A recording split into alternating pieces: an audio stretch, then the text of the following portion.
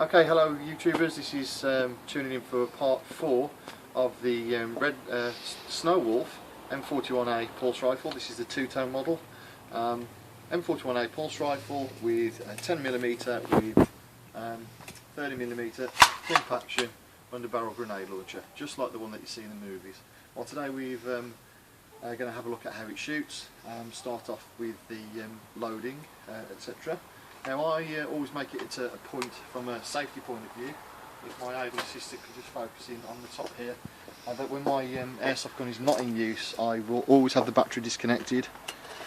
This prevents the battery from draining when it's not being used, and it's also a good safety feature. It just means that somebody just pick it up and have a go, then you are not going to get shot. The downside of this is, of course, that because the battery compartment's quite tight, it's a bit fiddly.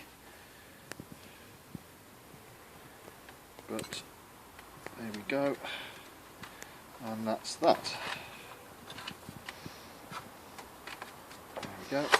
Okay, so battery's on and ready to go. Okay, the next stage is to load the magazine.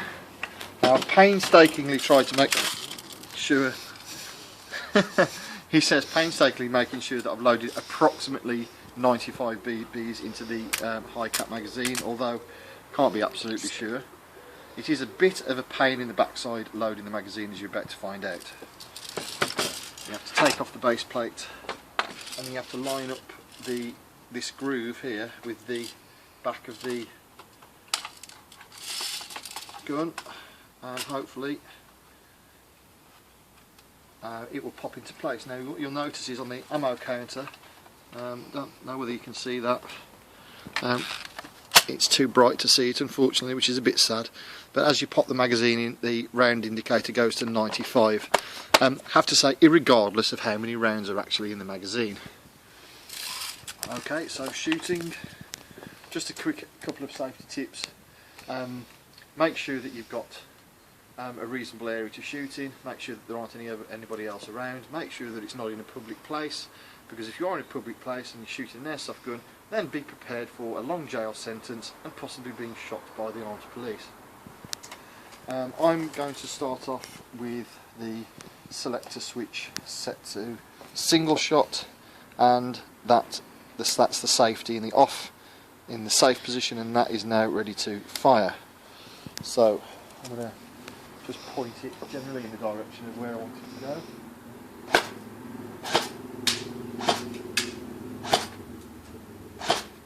Okay, so that's where you go single shot, and now I'm going to pull the stock out.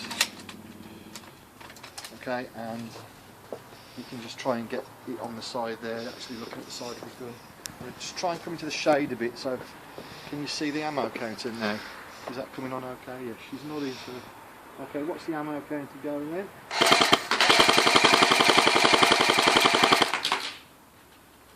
Okay, so as you can see, working ammo counter, decent rate of fire with the standard battery. I'm just going to empty the clip now.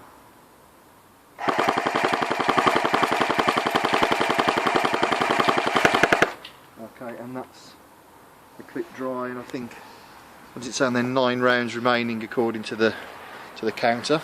Okay, so just putting my safety back on now.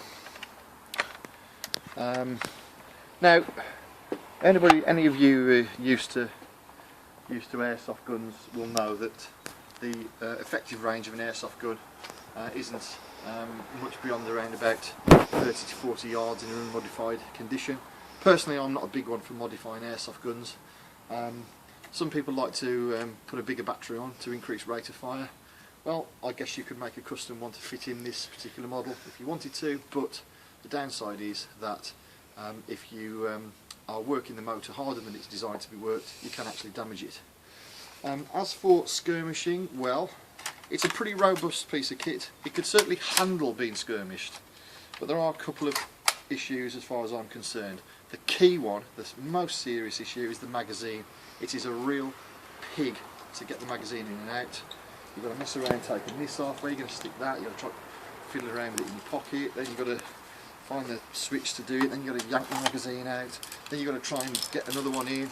It's a real fanning about game. I personally wouldn't bother. I'd either get a great big high cap magazine and not bother with the base plate. And to be honest with you, I wouldn't skirmish with this gun at all. There's better guns for skirmishing with. For me, this is just about being a collector's piece. Okay, now one final note for those of you who really would kind of like to use this to play with. I would ditch the short high cap magazine. I think this is about 190 rounds, and I'd just go for a standard mag. They're about the same sort of size. The benefit is they've got around about 100 rounds in already, so the ammo counter sort of thing needs to sort of make sense. I think in a practical situation, in an airsoft skirmishing environment, the ammo counter is an absolute waste of time. It's just vanity. But you know, this gun's all about being fun. It's all about being an Aliens prop replica, and it's all about people like me who've loved the movie for, you know, since whenever, to be able to have a little bit of that movie history. So, told you it was a pain. So there you have it, the Snow Wolf M41A pulse rifle replica airsoft gun. Absolutely bang on, worth 180 quid plus posters and packaging. Stand by for my next review coming in the next few weeks, YouTubers, but thanks very much for listening, and I hope you enjoyed my video.